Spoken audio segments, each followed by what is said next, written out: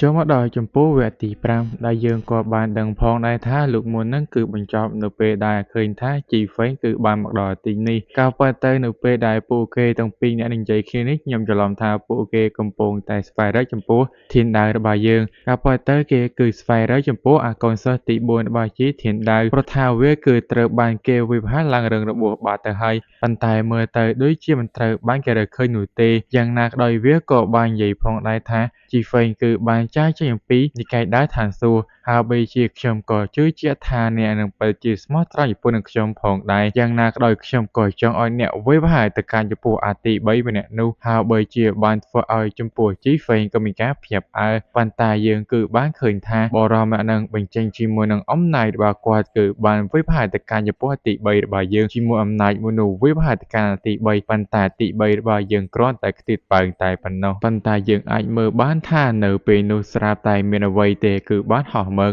ការពិតទៅអ្នកដែលកំពុងតែហោះមើលគឺគ្មានពីណាគេឆ្ងាយអំពីធានដៅរបស់យើងនោះទេដោយយើងក៏បានឃើញថាធានដៅរបស់យើងក៏បានដាក់មេក្រូហើយស្រែកប្រកាសថាឆ្កែណាម្ដេចក៏ហ៊ានប្រហើរម្លេះមកកាន់ទឹកដីរបស់អញដែលពួកអដីមិនដឹងបែរជានិយាយថាងាប់ហើយសំឡេងពីណាគេនិយាយចំយាកឲ្យអាតាកញ្ចាម្នាក់នេះវៃហើយបីជាឈិតងាប់ហើយនៅតែនិយាយលយទៀតតិចគេទៅវាយដល់កន្លែងនោះជាពិសេសជាមួយនឹងខ្សែរឿងព្រេងនិទានរបស់គាត់គឺពិតជាអស្ចារ្យប៉ុន្តែបន្ទាប់ពីអាទី3ហៅថាលោកគ្រូបានធ្វើឲ្យពួកគេមានការភ្ញាក់ផ្អើលតើនោះមិនមែនជាមេអរិយចំណាស់នោះទេប៉ុន្តែយ៉ាងណាក៏ដោយពួកគេក៏មិនខ្លាចផងដែរដោយពួកគេបានគិតថាចំពោះធានដាររបស់យើងគ្រាន់តែប្រើប្រាស់ជាមួយនឹងថ្នាំសម្ងាត់តែប៉ុណ្ណោះប៉ុន្តែធានដាររបស់យើងមិនបានប្រើប្រាស់ថ្នាំសម្ងាត់អ្វីទេគឺបានប្រើប្រាស់ជាមួយនឹងសញ្ញាការរបស់ខ្លួនប៉ុន្តែខ្លួនគឺនៅសល់តែសញ្ញាការតែមួយតែប៉ុណ្ណោះបើសិនជាខ្លួនគឺបើប្រើប្រាស់ផ្ដេសផ្ដាសវាគឺពិតជាគ្មានប្រយោជន៍នោះទេបានធ្វើឲ្យចំពោះធានដាររបស់យើងគឺកំពុងតែគិតមើលទៅខ្ញុំគឺពិតជាចង់ប្រើមិនដែរទេឬក៏ខ្ញុំគឺត្រូវតែរត់ចាកចេញពីទីនេះប៉ុន្តែធានដារក៏បានមើលទៅកាន់ចំពោះ G-Fake ក៏បានឃើញថាភាពស្មោះត្រង់របស់វាគឺបានកើនឡើងបាត់ទៅហើយជាពិសេសនឹងពីមុនវាមានត្រឹមតែ5ពិន្ទុទេប៉ុន្តែវាឡើងដល់15សម្រាប់អបិសិគេនៅក្បែរចំពោះ G-Fake ពិតជានិយាយលយហើយបើជាហើយកំពុងតែមករកសេចក្តីស្លាប់មិនដែរឬទេអតាកញ្ចាស់ប៉ុន្តែយ៉ាងណាក៏ដោយសម្រាប់ធានដាររបស់យើងគឺមិនខ្វល់នោះទេប៉ុន្តែយើងបានឃើញថា G-Fake បានវាផាទៅកាន់អប៉ែម្នាក់នោះប៉ុន្តែវាមាន G1 នឹងរបាំងការពារមិនអាចវាផាទៅកាន់វាបាននោះទេដោយធានដារគឺបានប្រាប់ថាមើលទៅអ្នកប្រហែលមិនស្គាល់អំពីកំណប់ទ្រព្យឋានសួគ៌នោះទេដែលនោះគឺជាខែការពារបេះដូងនាគហើយបើយើងនោះគឺគ្រាន់តែជាកំណប់ទ្រព្យសម្រាប់តែប៉ុណ្ណោះធានដារក៏ទុកឲ្យឱកាសឲ្យពួកគេបើសិនជាសុំចោះចាញ់ខ្លួននឹងទុកជីវិតឲ្យប៉ុន្តែមើលទៅវាមិនស្ដាប់នោះទេនៅតែបញ្ចេញជាមួយអំណាចរបស់វាដែលគឺជាខែបេះដូងនាគសម្រាប់ជីងអើគឺចង់តែស្ទុះទៅវាយវាតែនោះទេកំណប់ទ្រព្យកាសោះក៏ចង់យកអួតផងដែរយើងក៏បានឃើញផងដែរថាអាប៉ែម្នាក់នោះវានៅតែជឿជាក់អំពីជាមួយនឹងទ្រព្យកំណប់របស់វាថាគឺពិតជាអាចយាយឈ្នះចំពោះធានដាររបស់យើងបានមើលទៅធានដាររបស់យើងអស់ជាមួយនឹងភាពអត់ធ្មត់បាត់ទៅហើយបីចេញជាមួយសញ្ញាការរបស់គាត់ម្ដងទៀតយើងបានឃើញថាគាត់គឺបានឈានទៅដល់កម្រិតនៃទុក្ខវេទនាប្រលឹងចាប់ផ្ដើមគឺជាស្រទាប់ទី8ហើយបីជាអំណាចដែលគាត់បំបញ្ចេញបានធ្វើឲ្យចំពោះអាទី6គឺឡើងភ្ញាក់ផ្អើលដល់ថ្នាក់សន្លប់បាត់ទៅហើយជាពិសេសជាមួយនឹងពួកដែងដែលចង់មកចាប់ការធានដាររបស់យើងឥឡូវនេះបើថ្មីប្រពន្ធក្របពូជបាត់ទៅហើយជាពិសេសនឹង G-Fake គឺកាន់តែភ្ញាក់ផ្អើលកម្លាំងរបស់លោកធានដារគឺកាន់តែខ្លាំងជាងមុនបាត់ទៅហើយយើងគឺអាចមើលបានជាមួយនឹងអំណាចដែលធានដាររបស់យើងបានបញ្ចេញមនុស្សទាំងអស់នោះគឺបានត្រឹមតែមានការភ្ញាក់ផ្អើលអំពីអំណាចរបស់ធានដាររបស់យើងតែប៉ុណ្ណោះជាពិសេសនោះគឺបានឃើញថាធានដារគឺបានរៀនជាមួយនឹងក្បាច់ចុងក្រោយនៃកម្រិតឋានសួគ៌ដែលគឺជាក្បាច់ដើរជាមួយនឹងលំពេងដែលហាក់បីជាអាទី3ដែលគេចង់រៀនហាក់បីជាធានដារនឹងបង្រៀនគេនឹងឲ្យគេយល់ច្បាស់ជាមួយនឹងវិធីសាស្ត្រជាមួយនឹងដារនឹងលំពេងយើងគឺអាចមើលបានជាមួយអំណាចដែលធានដាររបស់យើងបញ្ចេញវាប្រហែលទៅកាន់បរិសម្នាក់នោះទោះបីជាមានខែបេះដូងនាគក៏ដោយយើងគឺអាចមើលឃើញថាអំណាចរបស់ធានដារគឺពិតជាខ្លាំងតែម្ដងដល់ថ្នាក់ខែបេះដូងនាគមួយនោះគឺមិនអាចទប់ទល់ជាមួយនឹងអំណាចរបស់ធានដាររបស់យើងនោះទេដោយធានដាររបស់យើងគឺបានបញ្ចេញជាមួយនឹងចលនានៃបច្ចេកទេសលំពេងឲ្យទៅកាន់ចំពោះទី3មើលហើយបីជាវាគឺជាការវិភាគដោយចំគោលដៅអ្នកដែលកំពុងតែនៅទីនោះគឺមានការភ្ញាក់ផ្អើលចំយាកឲ្យកម្លាំងរបស់បរិចំណាស់អារ្យម្នាក់នេះគឺពិតជាខ្លាំងក្លាតែម្ដងពួកគេក៏បានចាប់ផ្ដើមរត់ចាកចេញពីទីនេះតែម្ដង ប៉ុន្តែយើងគឺបានឃើញថាធានដែររបស់យើងមិនអោយពួកគេរត់ងាយៗនោះទេក៏បានសម្លាប់ទៅការចំពោះពួកអដែងដែលចង់រត់ទាំងអស់នោះតែម្ដងជាមួយអំណាចរបស់គាត់គឺពិតជាអាចារ្យសូម្បីតែជីហ្វេគឺមានការភ្ញាក់ផ្អើលតែម្ដងកម្លាំងរបស់ពុទ្ធចាស់គឺពិតជាអាចារ្យជាខ្លាំងជាមួយនឹងមនុស្សដែលស្ថិតនៅក្នុងអាណាចក្រតុលាការដោយទេពភាពជាច្រើនត្រូវបានគាត់សម្លាប់ត្រឹមតែមួយប្រពេចថ្មីតែប៉ុណ្ណោះអំណាចរបស់គាត់ពិតជាអាចារ្យធានដែរសួរទៅកាន់ទី3តែមើលច្បាស់ឬអត់ដែលទី3បានគ្រប់បាននិយាយថាលោកគ្រូខ្ញុំពិតជាបានមើលច្បាស់ឬក៏ចាំអត់ទាំងអស់តែម្ដងអតិ3របស់យើងបន្តពេលទទួលបានជាមួយនឹងបច្ចេកទេសមួយនោះគាត់គឺមានការសប្បាយចិត្តជាខ្លាំងដែលគាត់នឹងខិតខំប្រឹងប្រែងប៉ុន្តែបានឃើញថាធានដែររបស់យើងគឺបានហោះឡើងលើជាពិសេសបានឃើញជាមួយនឹងអ្នកបកខាជាច្រើនគឺចង់ចាកចេញពីទីនេះប៉ុន្តែអ្វីដែលគួរឲ្យចាប់អារម្មណ៍នោះគឺជាធានដែររបស់យើងហើយបើជាតើលោកគ្រូបានទៅទីនោះដើម្បីធ្វើអ្វីតើគាត់គឺពិតជាចង់ជួសជុលជាមួយនឹងរបាំងការពារមិនដែរឬទេប៉ុន្តែវាអាចទៅរួចដោយរបៀបណាយ៉ាងហោចណាស់ក៏វាត្រូវការចំណាយពេលរយៈពេល10ឆ្នាំផងដែរទើបពិតជាអាចជួសជុលបានប៉ុន្តែមូលហេតុដែលធានដែររបស់យើងជួសជុលដោយខ្លួនឯងព្រោះថាមិនចង់ឲ្យខាតពេលវេលាជាមួយនឹងស្លឹកវារបស់ខ្លួនគឺដើម្បីឲ្យចំណេញផលផងដែរនិងចាប់ឃុំទៅការចំពោះមនុស្សដែលចង់រត់ចាកចេញពីទីនេះសូម្បីតែជីហ្វេក៏បានទៅសើមពីកម្លាំងរបស់ធានដែរមើលទៅអំណាចរបស់គាត់គឺពិតជាអស្ចារ្យជាខ្លាំងយើងគឺអាចមើលបានចំពោះធានដែររបស់យើងគឺពិតជាអាចជួសជុលជាមួយនឹងរនាំងការពារទាំងអស់នោះប៉ុន្តែពណ៌ដែងនេះហាក់បីជាសប្បាយចិត្តថានឹងអាចរត់ចាកចេញបានប៉ុន្តែមើលទៅធានដែរបានប្រតិកម្មជីងអឺឲ្យទៅសម្លាប់ពួកគេបានឃើញថាយិនអឺក៏ទទួលចំពោះភារកិច្ចមួយនេះទៅចាប់ការទៅកាន់ពណ៌ដែងទាំងអស់នោះតែម្ដងធានដែរក៏បានមើលទៅកាន់ចំពោះទី3ដោយបានឃើញថាភាពស្មោះត្រង់របស់គេគឺបានឈានទៅដល់80បាទទៅហើយយ៉ាងណាក៏ដោយក៏បានសួររកចំពោះទី4តែយ៉ាងណាហើយប៉ុន្តែយ៉ាងណាក៏ដោយទី3ប្រាប់ថាទី4បានប្រយុទ្ធជាមួយនឹងនោះដែលមកពីនិកាយអារ្យដែលគេគឺជាជីងសានគឺជាបរមអ្នកដែលមានជាមួយនឹងខែការពារបេះដូងនេះបណ្ដោះគ្នាប្រហែលនឹងអាចចាំវាទៅវាយគ្នាជាមួយនឹងធានដែររបស់យើងប៉ុន្តែធានដែរគឺចាប់ការបានត្រឹមតែមួយផ្លែតដោយវាបាននិយាយថាប្អូនទី4គឺត្រូវបានរងរបួសយ៉ាងធ្ងន់ធ្ងរហើយលើនេះមិនដឹងថានៅទីណានោះទេប៉ុន្តែក៏ឆ្ងល់ពីប្អូនស្រីទី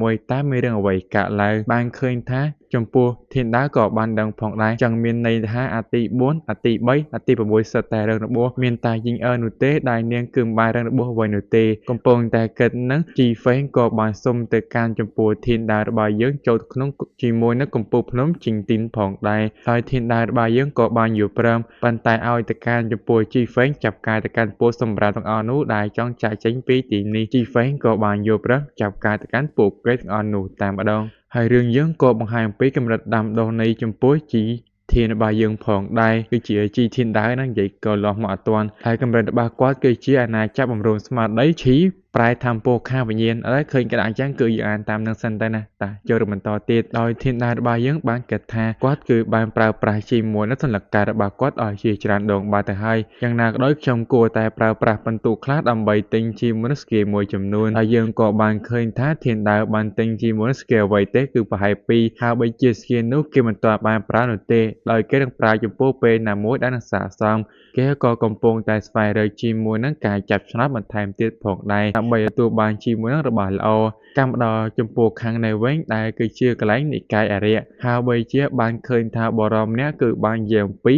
វិមានយានយូដែលគឺជាវិមានរបស់អាទី6របស់យើងហើយបីជាមើលទៅត្រូវបានចំពោះអំពីនិកាយផ្សេងៗកំពុងតែវាយលុកជាពិសេសនឹងនាងក៏ត្រូវបានចំពោះធានដែររបស់យើងចាប់យកទៅវិញផងដែរហើយបរិសដែលជាមេក៏បានដឹងពីរឿងនេះប៉ុន្តែគាត់ក៏ចង់រីកការណ៍ពីរឿងមួយទៀតផងដែរហើយបីជាកញ្ញាធានស៊ីនដែលគឺជាអាទី6របស់យើងគឺត្រូវបានចំពោះធានដែរក៏បានចាប់ដាក់ឃុំផងដែរហើយបីជាមើលទៅមិនដឹងថាពេលណានឹងអាចត្រឡប់មកវិញនោះទេរឿងនេះចំពោះមេដែលជាអបសិគេហ្នឹងខ្ញុំក៏មិនសូវស្គាល់ឈ្មោះវាដែរចាំមើលទៅមុខបន្តទៀតព្រោះថារឿងគឺបានបង្ហាញទេតែយើងរំលងសិនបានព្រោះថាពេលហ្នឹងអត់និយាយកន្លែងសំខាន់ទេកម្មដល់ចំពោះនិកាយមិនមែនជានិកាយទេគឺជាកំពូលភ្នំជីនទីនប្រទេសសំទុំមែនទែនដែលយើងបានឃើញថាចំពោះកុសលរបស់ធានដែររបស់យើងកំពុងតែរងចាំមិនដឹងថាលោកគ្រូគឺរវល់ធ្វើអ្វីនោះទេប្រហែលជាយូរមែនទែននៅពេលដែលពួកគេកំពុងតែនិយាយគ្នានឹងធានដែរក៏បានឲ្យគាត់ចូលមកនិយាយគ្នាតាមម្ដងប៉ុន្តែបានឃើញថាធានដែររបស់យើងនឹងគឺពិតជាអស់សង្ឃឹមព្រោះថាគាត់បានចំណាយចំពោះបន្ទូជាខ្លាំងព្រោះថាម៉ែបន្ទូដែលខ្លួនបានចំណាយគ្មានអ្វីទទួលបានក្រៅពីបន្ទូសំណាងមួយនោះទេប៉ុន្តែ បែរជាយីងអើយច្រឡំថាលោកគ្រូមិនសប្បាយចិត្តព្រោះថាពួកគេទាំងអស់នោះមករញ៉េរញ៉ៃគាត់ដូច្នោះនាងសន្យាថានឹងទៅសម្លាប់ពួកគេទាំងអស់តែម្ដងប៉ុន្តែធានដាវបានប្រាប់ថាហុយកុំនិយាយដូច្នោះពេកវាគឺពិតជាគ្មានបានផលប្រយោជន៍អ្វីនោះទេប៉ុន្តែក៏ចង់សួរអាទី4តែរកឃើញហើយឬនៅអាទី3ក៏បានប្រាប់ផងដែរដោយសារតែអាទី4គឺវាកំពុងតែរឹងរបួសជាពិសេសហ្នឹងវាក៏ទទួលបានជាមួយនឹងអាការពិសេសអ្វីមួយផងដែរជាមួយនឹងបច្ចេកទេសបេះដូងឈីងមូដែលជាលោកគ្រូបានបង្រៀនឲ្យមើលទៅវាឈានដល់ដំណាក់កាលកំពុងតែសំខាន់សម្រាប់ធានដាវបានដឹងបាត់ហើយប្រហែលមើលទៅគេប្រហែលត្រូវការរយៈពេល7ថ្ងៃទើបពិតជាអាចដោះស្រាយជាមួយវិធីសាស្ត្រមួយនោះបានប៉ុន្តែអាទី6របស់យើងបែរជានិយាយថាតាអ្នកកំពុងតែលាក់ពុតត្បត់ម្ដងទៀតហើយមិនដែរឬទេដោយសារតែនិយាយដឹងត្រូវគ្នាធានដាវក៏បានឲ្យចំពោះយីងអើយចាប់យកចំពោះអាទី6យកទៅដាក់ឃុំឲ្យនាងពិចារណាចំពោះកំហុសរបស់នាងហើយយើងក៏បានឃើញថាជីហ្វេងក៏បានសុំទៅការចំពោះធានដាវរបស់យើងធ្វើជាគ្រូដោយគេគឺចង់ចូលរួមជាមួយនៅកំពូលភ្នំជីនទីនចូលរួមជាមួយនឹងធានដាវរបស់យើងសម្រាប់ធានដាវគឺបានដឹងផងដែរជាមួយនឹងទេពកោសល្យរបស់ជីហ្វេងគឺបែរជាអាចារ្យជាខ្លាំងប៉ុន្តែលើនេះខ្លួនគឺពិតជាមិនទាន់អាចទទួលយកជាមួយនឹងកូនសិស្សបានទេឬទេព្រោះថាខ្លួនគឺមានទៅដោយចំពោះចចកជុំវិញខ្លួនតែផ្ដេសផ្ដាសហ្នឹងពណ៌ដៃហ្នឹងហក់ខាំអញវិញឡើយដោយធានដាវរបស់យើងក៏បាននិយាយផងដែរថាអ្នកគឺជាសិស្សនៅក្នុងនិកាយដោយឋានសួគ៌ប៉ុន្តែដោយសារតែអ្នកបានចាកចេញអំពីនិកាយមួយនោះហើយអ្នកក៏មិនទាន់បានរៀនជាមួយនឹងវិធីសាស្ត្របានល្អនោះទេហើយហាក់បីដូចជាមើលទៅខ្ញុំនឹងផ្ដោតជាមួយវិធីសាស្ត្រអ្វីអ្នកមួយនេះគឺជាបច្ចេកទេសដាវថៃយីមើលទៅវាពិតជាស័ក្តិសមជាមួយនឹងអ្នកជាមួយទេពកោសល្យវាពិតជាអាចឈានទៅដល់កម្រិតកម្ពូលបានធ្វើឲ្យចំពោះជីហ្វេងគឺមានការសប្បាយចិត្តព្រោះថាវិធីសាស្ត្រមួយនោះគឺពិតជាអាចឲ្យគេឈានទៅដល់អាណាចក្រនៃវេទនាឲ្យច្រឡំគឺទុកនៃវេទនាគាត់គឺពិតជាមានការសប្បាយចិត្តជាខ្លាំងព្រោះថានេះហើយដែលគាត់ចង់បានជាយូរប៉ុន្តែលោកគ្រូបច្ចុប្បន្ននោះហើយបីជាមិនដែលឲ្យគេនោះទេគឺសំដៅទៅដល់អាប៉ែឆាងហ្វឹងនឹងហើយចំពោះជីហ្វេងក៏បានអរគុណចំពោះធានដាវរបស់យើងយ៉ាងក្រៃលែងតែម្ដងបន្តមកធានដាវក៏បានប្រាប់ឲ្យវាទៅជ្រើសរើសកន្លែងស្នាក់នៅសិនទៅវាក៏បានយល់ព្រមឥឡូវនេះនៅសល់តែធានដាវជាមួយអាទី3តែប៉ុណ្ណោះប៉ុន្តែមើលទៅអាទី3ហើយបីជាក៏ចង់ឲ្យចំពោះធានដាវជួយគេផងដែរដោយធានដាវគឺបានដឹងបាត់ហើយថាគឺចង់ឲ្យដោះស្រាយជាមួយនឹងខ្នោតដែលនៅជាប់ដៃរបស់គេប៉ុន្តែដោយសារតែខ្លួនដូចជាមានអារម្មណ៍ថាធម្មពលមិនដល់ក៏និយាយថាពួកឯងគឺបែកគ្នាហើយទៅវិញចឹងតោះបានធ្វើឲ្យចំពោះអាទី3ក៏មានអារម្មណ៍ថាមិនសប្បាយចិត្តនោះទេយើងក៏បានឃើញផងដែរថាអាទី3គឺបានដើរនិយាយគ្នាជាមួយនឹងយីងអើរបស់យើងហើយអ្វីបែរជាដបងទី3ដូចជាមិនសប្បាយចិត្តយ៉ាងណាក៏ដោយចំពោះរឿងនេះអាទី3ប្រាប់ថាមានអារម្មណ៍ថាលោកគ្រូដូចជាមានអារម្មណ៍រវើមុខមិនទេយ៉ាងណាក៏ដោយសារតែគាត់គឺបានប្រើជាមួយកម្លាំងរបស់គាត់ខ្លាំងប៉ុន្តែយ៉ាងណាក៏ដោយចំពោះយីងអើនៅតែឆ្ងល់ហើយអ្វីបែរជាលោកគ្រូមិនសម្លាប់ចំពោះសុច្បងទី6អំពីរឿងនេះអាទី3បានដឹងព្រោះថាអាទី6បានជួបជាមួយនឹងរឿងពិបាកមើលទៅអ្នកពិតជាមិនដឹងនោះទេហើយបីជាបានធ្វើឲ្យចំពោះយីងអើគឺមានការឆ្ងល់ចង់បង្ហាញចំពោះធានដាវរបស់យើងដោយបានឃើញថាគាត់គឺបានចាប់ជាមួយនឹងឆ្នោតទៀតហើយប៉ុន្តែការចំណាយបន្ទូរបស់គាត់គ្មានបានអ្វីក្រៅពីបន្ទូសំណាងនោះទេ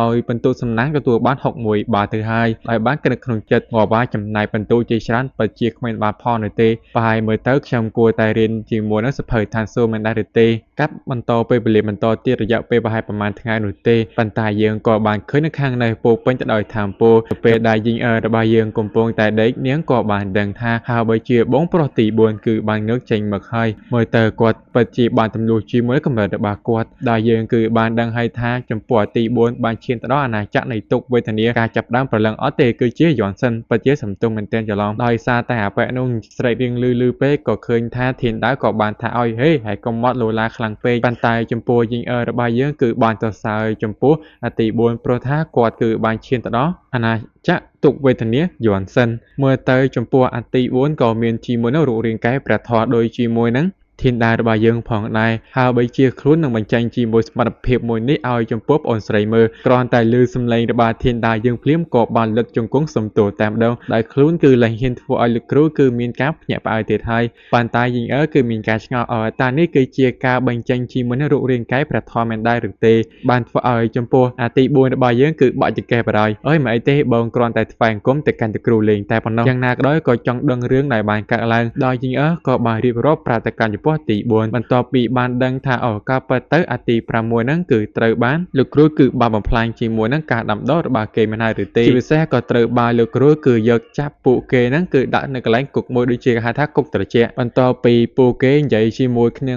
នារួចហើយពួកគេក៏បានចាប់ផ្ដើមបំបីផ្លូវទៅដោយយើងក៏បានឃើញផងដែរថាអាទី4ក៏បានហក់លោតទៅកន្លែងណាមួយប៉ុន្តែក៏បានឃើញជាមួយនឹងជីហ្វេងដែលកំពុងតែវឹកហាត់ជាមួយនឹងក្បាច់ដាវបន្ទាប់ពីបានឃើញជីហ្វេងហើយអាទី4គឺបានសួរវាថាហើយចង់ឃើញជីរូបរាងកាយប្រធររបស់អញអត់ក៏បានបញ្ចេញឲ្យមើលតែម្ដងប៉ុន្តែជីហ្វេងបាននិយាយថារូបរាងកាយនេះដូចជាទួយពេកហើយប៉ុន្តែដោយសារតែខ្លាចចំពោះអាទី4អានចិត្តក៏បានសរសើរថាអូមើលទៅពិតជាអស្ចារ្យមែនតែម្ដងការមកដល់ចំពោះធានដាវរបស់យើងវិញដែលគាត់គឺបានសិក្សាស្វែងយល់ជាមួយនៅសិភៅឋានសួគ៌ដូចជាយូរផងដែរឥឡូវនេះប្រហែលខ្ញុំគួរតែចាប់ជាមួយឆ្នោតសំណាងម្ដងទៀតមើលប៉ុន្តែបានឃើញថាគេចាប់ទៅគ្មានទទួលបានអ្វីក្រៅពីពិន្ទុសំណាងមួយនោះទេចាប់ពិតជាអស្ចារ្យមែនតែឥឡូវនេះពិន្ទុសំណាងខ្ញុំមានទៅដល់66បាត់ទៅហើយប៉ុន្តែគេមិនចោះចាញ់ទេគេនៅតែបន្តចាប់មួយទៀតប៉ុន្តែចាប់ទៅទទួលបានតែការបញ្ឆោតមួយសន្លឹកតែប៉ុណ្ណោះស្អីគេខ្ញុំបានចំណាយជាមួយពិន្ទុយ៉ាងច្រើនប៉ុន្តែទទួលបានជាមួយនឹងការបើកបញ្ឆោតបានតែមួយបន្ទាប់មកក៏បានប្រើជាមួយនឹងបន្ទូលសំណាងរបស់គាត់ផងដែរគាត់ក៏ទទួលបានជាមួយនឹងអាវុធវេទមន្តមួយ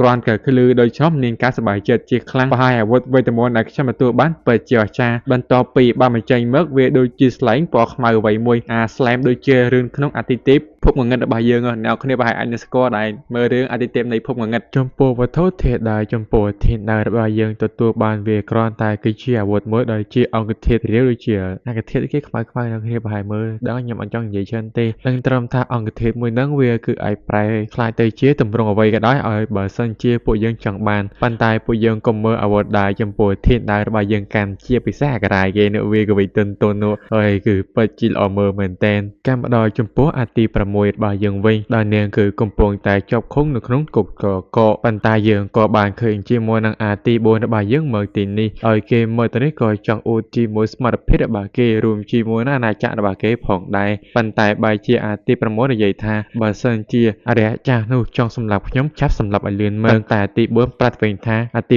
6មើលទៅអ្នកគឺបានយកច្រឡំបាល់ទៅហើយបើសិនជាលោកគ្រូចង់សម្លាប់អ្នកមែនគាត់គឺបានសម្លាប់អ្នកបាល់ទៅហើយមូលហេតុដែលគាត់មើលទៅនេះគ្រាន់តែចង់មើលចំពោះអាទី6ហើយក៏ចង់ណែនាំកុំឲ្យទី6គិតខុសមកកាន់ចំពោះលោកគ្រូទៀតប៉ុន្តែយ៉ាងណាក៏ដោយហើយបើជានាងនៅតែមិនជឿនោះទេហើយរឿងនេះចំពោះទី4ក៏បានដឹងផងដែរដែលទី6គឺនៅតែមានការខឹងស្អប់ទៅកាន់ចំពោះលោកគ្រូនៅក្នុងរដ្ឋដតកាយ៉ាងណាក៏ដោយចំពោះរឿងនេះអាទី4ក៏ខំនិយាយប្រាប់ផងដែរព្រោះថាខ្លួនគឺបានឆ្លងកាត់រឿងជាច្រើនមុននាងទៅទៀតប៉ុន្តែត្រឹមហ្នឹងពួកគេពិតជានិយាយនឹងបកកាយគ្នាច្រើនមែនទែនទោះបីជាអាទី4ខំនិយាយយ៉ាងណាក៏ដោយហើយបីជាមើលទៅអាទី6របស់យើងនៅតែនិយាយលយហើយបីជាបានប្រមាថទៅកាន់ចំពោះលោកគ្រូក៏ឃើញផងដែរថាទី4ក៏បានទះមួយកំភ្លៀងប្រឹងទះមួយកំភ្លៀងទៀតហើយប៉ុន្តែដោយសារតែមានការណិតណសូរផងដែរដូច្នោះក៏មិនចង់និយាយច្រើនក៏បានចាចេញពីទីនេះហើយយ៉ាងណាក៏ដោយមុននឹងចាចេញហ្នឹងអាទី6ក៏ចង់ឲ្យអាទី4ជួយសង្គ្រោះចំពោះមនុស្សដែលនៅក្នុងវិមានយានយូររបស់នាងផងសង្ឃឹមថាកុំឲ្យអរិយចាស់ម្នាក់នោះគឺសម្លាប់ទៅកាន់ពួកគេអសោះប៉ុន្តែទី4ក៏បានសើចមើលទៅបងប្អូនទី6ប្រហែលអ្នកគឺបានគិតខុសបាត់ហើយអ្នកគឺបានរៀបចំគម្រោងដើម្បីសម្លាប់ទៅកាន់លោកគ្រូប៉ុន្តែអ្នកបានដឹងទេថាកំហឹងរបស់ពួកគេទាំងអស់នោះគឺបានចងឬក៏ខឹងស្អប់ទៅកាន់លោកគ្រូតាំងពីយូរហើយអ្នកក៏ជាមនុស្សដែលគេចង់ផងដែរអ្នកគឺបានគិតខុសមួយជំហៀងបាត់ទៅហើយដោយនិកាយទាំង3នោះក៏បានមកវិបហាទៅកាន់វិមានយានយូររបស់អ្នកផងដែរហើយចំពោះរឿងរបស់យើងការបង្ហាញចំពោះធានដាវដែលគាត់នៅតែមើលជាមួយនឹងអាវុធរបស់គាត់ហើយបីជាក៏បានយកទៅកាប់ចំពោះដាវមួយប៉ុន្តែមើលទៅដូចជាគ្មានផលប៉ះពាល់អ្វីនោះទេនៅពេលនោះយើងក៏បានឃើញផងដែរថាយីងក៏បានហៅចំពោះធានដាវដោយសារតែប៉ាវចុងជាមួយនឹងបរិសម្នាក់ទៀតគឺចង់មកជួបឬដូច្នោះធានដាវក៏បានដើរចាកចេញពីទីនេះប៉ុន្តែយើងបានឃើញថាដាវដែលធានដាវរបស់យើងកាប់នឹងគឺត្រូវបានបាក់ខ្ទេចបាត់ទៅហើយបង្វែរមកខាងនេះវិញដែលយើងបានឃើញមនុស្ស2នាក់ដែលបានចង់មកជួបចំពោះធានដាវហើយចំពោះយីងក៏បានរៀបរាប់ប្រាប់ពីមូលហេតុដែលនាងបានជួប ជួបពណ៌ដៃនឹងគឺនៅក្រៅរបាំងការពារ